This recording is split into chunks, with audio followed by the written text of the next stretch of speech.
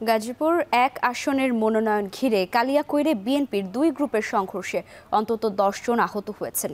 এ সময় বেশ কয়েকটি নির্বাচনী প্রচারণার অফিসে ভাঙচুর ও মোটরসাইকেলে অগ্নিসংযোগের ঘটনা ঘটে। রোববার বিকেলে মনোনয়ন বঞ্চিত জেলা বিএনপির সদস্য সচিব ইশরাক সিদ্দিকের সমর্থকেরা বিক্ষোভ মিছিলের ডাক দেয়। পূর্ব ঘোষিত এই কর্মসূচির প্রস্তুতির সময় হঠাৎ নেতাকর্মীদের ওপর হামলা চালায় প্রতিপক্ষ। অগ্নিসংযোগ করা হয় ১০টি মোটরসাইকেলে। এ সময় দুপক্ষের সংঘর্ষে আহত হন অন্তত ১০ জন। আহতদের উদ্ধার করে শহীদ তাজউদ্দিন আহমেদ মেডিকেল কলেজ হাসপাতালে পাঠানো হয়েছে। ঘটনার পর এলাকা জুড়ে থমথমে পরিস্থিতি বিরাজ করছে।